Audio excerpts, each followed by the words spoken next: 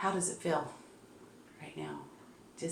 I feel lost because I started there in February of 1986, and I've been there half my life, 27 years, and it's gone, and I loved it there. I mean, I actually like my job, and it just makes me so sad that all this had to happen. What's the truth about what happened? The truth is, well, it hasn't always been Hostess Brands. Before that, it was Interstate Brands, and then it was Deli Madison, then it was Hostess. But for the last 10 years or so, that Hostess took over. I mean, everything has just went downhill. They have management, upper management, that don't know how to run bakeries.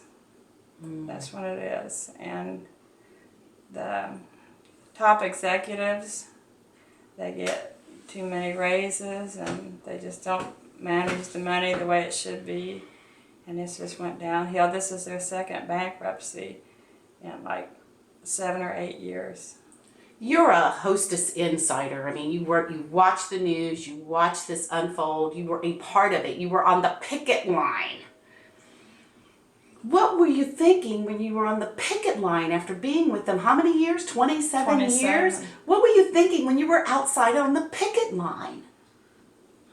Well, I knew it was over, but even if I didn't really want to go on strike, I didn't really vote for the strike, even though I knew that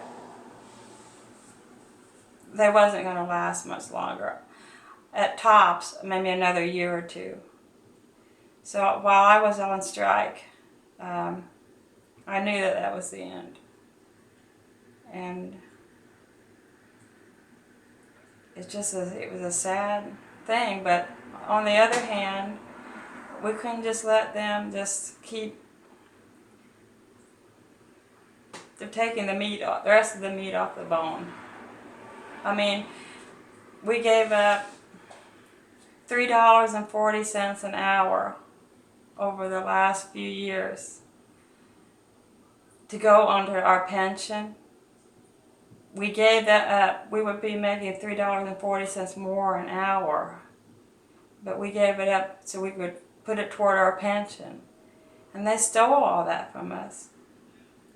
You're sitting here 27 years, when people clock in, you could do anything in the world that you want. You could follow your life's passion. You could be a writer, an artist, and just take risk all day long.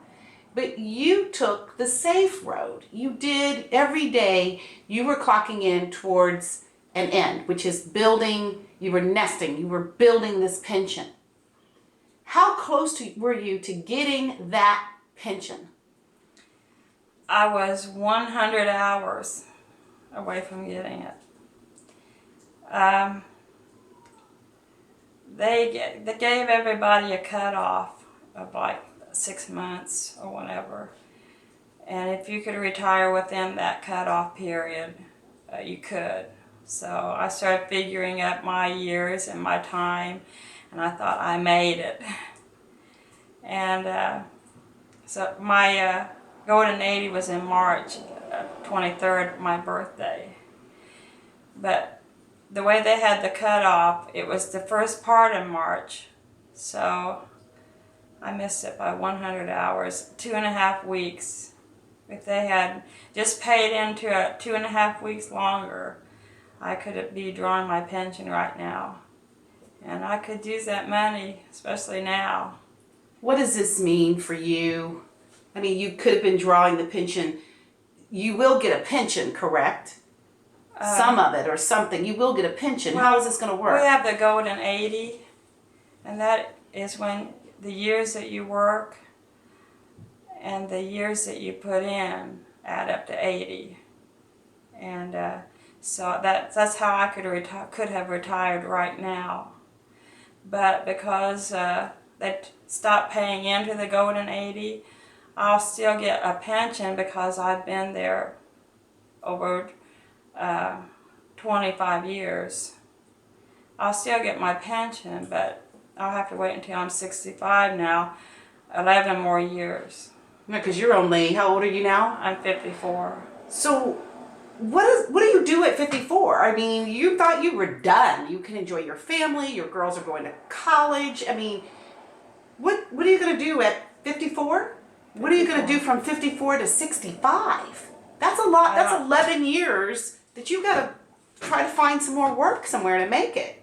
I don't know. That's what scares me. And a lot of places don't want to hire you when you get over 50. So I'm out there online, applying for jobs, going places, applying. That's all you can do. What hurts the most? When you found out you were only 100 hours shy, what was your reaction? I mean, in keeping it real, what did you do when you found out you were that close but you didn't make it? I cried. And I went to Larry Duncan, the union head of the union. He called them and to find out why I had been denied, because I didn't understand why at first. He called them and they explained to him that I was just like 100 hours short. And they said, well, we've got to have a cutoff somewhere. And that was it. That was it. So what I did was I appealed it. I wrote a letter and I sent it to the union, or the pension fund. It took a few weeks for me to hear from them, but they denied it. So they said I could retire next year when I'm 55, but 1/3 of what I should be able to draw. And it never goes up. And I can't afford to take 1/3 of what my pension should be. So I appealed it again. And they sent me another letter that said, you can't appeal it again. They said, and keep in mind, we didn't withhold your pension from you. You could draw it at age 55. But I can't afford to do that. 1/3 of what I should be drawing. When I gave up $3.40 an hour for years to build that pension up, and me only take a third of what I should be getting because they quit paying into it. Do you feel that you were the only one that got hit like this that's bad? I was the closest one. I mean, out of all 33 plants, how many people would you say got hit like you? I was probably about the closest. But I'm sure there are others that were maybe a few months or a year, 2 years away. So are you going to start drawing at 55, the 1/3, or do you feel forced, or what are you going to do? No, I'm going to try to find a job and wait until I'm 65. Now, will you get your full pension at 65, or will you only get a portion? I'll get the full amount if there's anything left. That's the scariest part. What about the that... people who have already retired and this whole bankruptcy? What seems to be the scariest part about all this? If you wait, what's going to be there? I don't understand if that's guaranteed when I'm 65, or if they can make adjustments to that. What do you want America to know about this whole fiasco? That it's not the union. A lot of the media is making it seem like the union going on strike is what actually caused Hostess to fail. Hostess was failing for the last 10 years, and it was getting worse and worse. This is their second bankruptcy. They've taken and taken until finally we just wasn't going to give anymore. And we wanted to go back to the negotiating table. They refused to negotiate. So, but yet they can give their top executives millions of dollars. I've still got a 2-week vacation. I'm not going to get my 2-week vacation. I've got 2 paid days. I'm not going to get that, even though I earned it. But they can give their executives thousands of dollars in bonuses. What's wrong? What's wrong about this whole thing? I mean, you went to work every day faithfully. What's wrong? Never late. I was there almost every day. Never late. Never late. You feel betrayed. Yeah. How do you feel that this company treated you? I mean, all of you, what did they do to you guys? They raped us, to be honest. They took advantage of us. They stole from us. They don't care about their employees. What do you think their real plan is? Because a lot of times people file bankruptcy and then bingo, they're back up again. We're running again. We cleared off our table. We filed bankruptcy, and now we can go running again and start doing it. What do you think their real plans are, Vickey?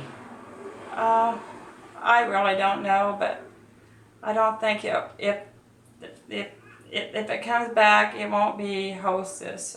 I'm hoping that another bakery might come in there and take over, and maybe the habit has to go at an 80, because if I can get hired again by someone that has to go at an 80, I can get my pension. You had plans to retire early, correct? You did have plans. You weren't going to wait to 65. I didn't have definite plans to retire, but it would be nice to know that I could, in case, a situation like this. If you were sitting there with the person, the top executives, if you have this meeting with the top executives, what would you say to them? The ones who made the decision to close it down and not pay you guys, yet continue to keep their salaries in the millions, or in the thousands, I should say. What would you say to the top executives if you had 2 minutes to tell them one thing? What would it be? Well, they should be ashamed of what they did to their employees. Because, the employees over there, they're close. They're almost like family, and they work hard, and they're good people, and they've got families, and they